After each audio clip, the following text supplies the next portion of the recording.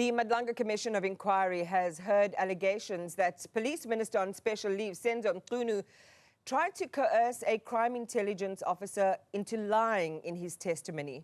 Witness E says Mchunu allegedly tried to influence his statement to implicate crime intelligence head Dumisani Khumalo and former Minister Veary, promising a promotion inside the SAPS in return. He also claimed senior crime intelligence officials were the ones responsible for the 2017 murder of Sindiso Magaka, a killing he says could have been prevented. Our senior politics reporter Ziyanda Ngobo is live for us from the Bridget Mabandla Justice College this morning. Ziyanda, good morning again.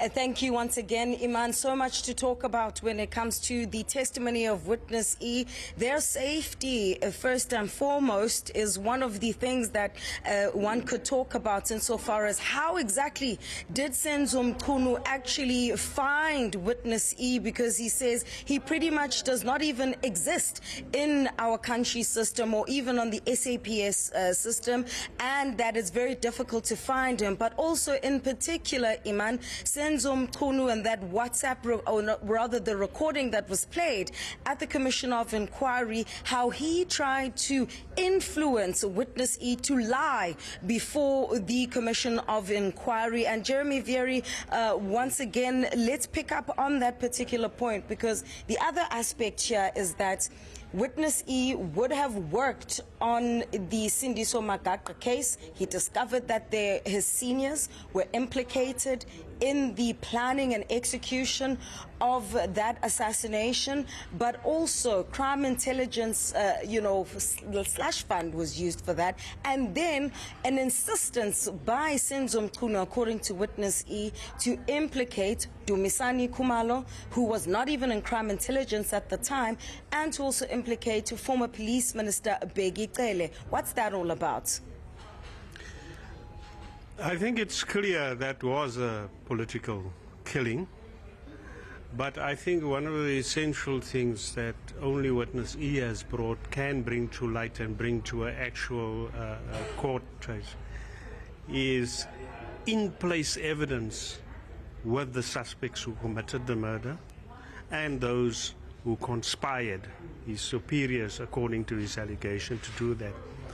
And that type of key witness you rarely get. You rarely get somebody who can speak upwards to the conspiracy and downwards to the execution of the thing. So one of the things that is important here is the securing of Witness E is to me a crucial thing, and I think one would hope that if one grades the threat now, there's a regrading of the threat even in witness protection program to tighten and reevaluate measures, because as it becomes known what he knows and what role he really played, we will need extensive tightening up of that. So I hope the situation changes there. However, what the other thing I think it calls out, I think now, whereas before, the President has indicated at the Lekgotla now that there will be action. So this is now the time. If there will be at all. No, what I'm saying is because now, this is what was said there, which is a little bit more around more than interpretations of what directives and directions means that are still arguable. Here somebody is saying something, asserting something very clearly that is tantamount to an alleged post hoc, for that matter, interfering with the course of justice. Now, this is not only about the Madlanga Commission, because remember, if the witness compromised would have compromised itself by complying with what is alleged Mchunu asked him, that would have also affected the criminal trial down the line. So, I mean, it is much more than just whether this commission and influencing of this commission. It's about what would happen to the criminal trial if that had been successful. And that to us is serious, because down the line, that is even a much more serious attempt to defeat the ends of justice. So at this point in time, I think the President did say action.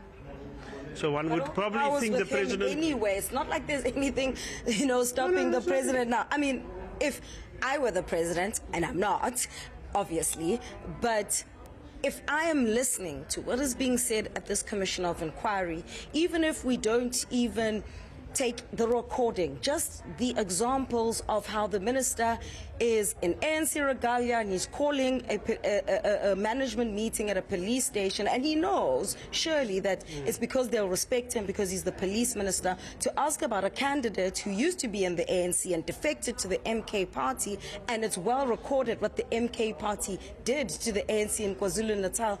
That on its own is a display of a pattern of an abuse of power for political ends. Open and close. I mean, that requires some level of attention from the president, a briefing at the very least, and perhaps this being on a leave of absence is just simply not enough. I think one would expect probably, we cannot prescribe to the president, but it is his prerogative to call in Minister Mchunu and ask him, is this what it appears to be? And if so, what is this? Why? What did you do here and why today? And subject to an answer, make a decision. But make a decision, subject to going through calling the person in. And I think that, I think would give much more effect to what was said at the Lekgotla, that it is time now for action. I mean, to be fair, let me play devil's advocate here. The other possible explanation as to why Mchunu decided to undermine the authority of KZN Police Commissioner, who protocol-wise at least, that would be the chain of command, and jumping him and going directly to a divisional commander such as Anthony Gopal, who was the divisional commissioner in Elembe at the time, is perhaps already the relationship between Mchunu and Mkhwanazi might have broken down, or he might have detected that something's not right with Mkhwanazi and decided that let me go directly to the source to find out about this douchey governor character. I mean, is that plausible? Is that something that is normal, or something that would have been recourse for the minister in an instance where we are clearly seeing as South Africans that there was a lot of infighting within the South African Police Service? Okay, in terms of plausibility, I don't see the minister as having the kind of operational profile to mount such an elaborate counter-intelligence investigation to, over that long range, actually to determine whether this is not another nefarious attempt dating from what Mkhwanazi does to everybody that has other motives. I don't see the minister, I stand corrected, as having the competency operationally in order to mount such a counter-offensive from an intelligence and a strategic perspective. Operationally.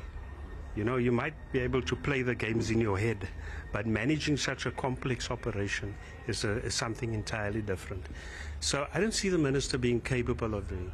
But who knows? If he is capable, then it might be plausible. But then my question is, why wasn't this revealed before? It is too late now to come and say, if you say, I had this complex operation running that I ran behind the scene on my own. Why didn't you tell us that in the beginning?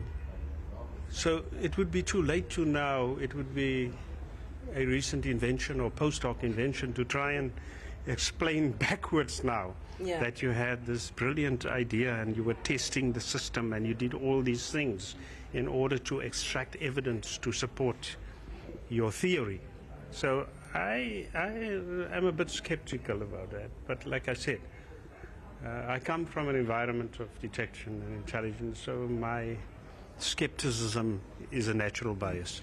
I mean, in terms of the terms of reference of this Commission of Inquiry and what we've heard in relation to Senzo Mchunu, the appropriateness or lack thereof of him speaking directly either to an Anthony Gopal or Witness E, is that illegal per se? And in terms of what the commissioners now need to start thinking about in relation to their reports, what is likely to be found, because it's not particularly about him being a part or assisting this Big Five cartel, which is pretty much the foundation of the basis of the allegations made by Nhlanhla Mkhwanazi. I mean, even late as mid-December last year, he said to me in an interview that he still doesn't believe that Minister Mchunu wrote that disbandment letter on his own. He's not convinced.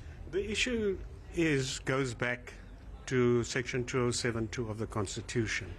That little word directive. Yeah.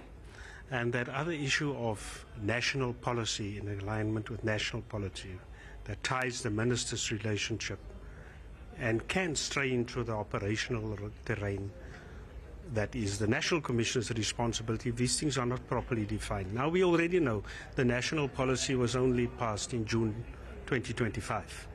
So it couldn't have applied to that. So the only other thing left is this directive. And here the minister is saying, I did nothing wrong. Whether I wrote the letter or not is irrelevant. Even if I call people, I can do it, because that part is not defined.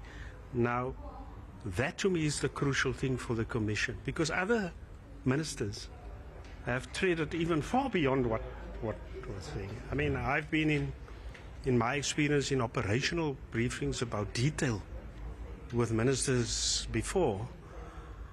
But however, if you look at the Constitution, things were not that clear as far as that, and there were not regulations enacted to further proscribe that relationship.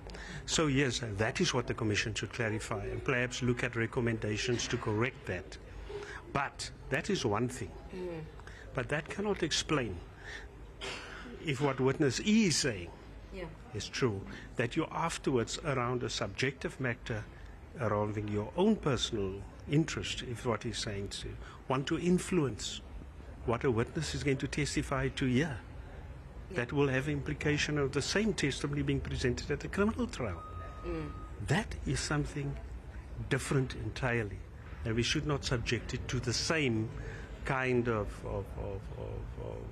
conditions that we did before. Jeremy Veary, we're going to leave it there for now. And Iman, when we return at 8 o'clock, we'll be speaking a little bit more about who is going to be taking the stand today. That's going to be KZN Hawks head Lesitsha Sonona. He appeared briefly on the 26th of November last year, and as you'll recall, there were issues around his witness statements. Justice Madlanga handing down that ruling that the witness statements must be submitted by the 16th of January. Jeremy Michaels, the spokesperson, however, telling us that this was not done, and there was a little bit of a back and forth, and I suppose that's symptomatic of what we're likely to face as we, really buckle up for phase 2 of the hearings at this inquiry. We look forward to all of that and more.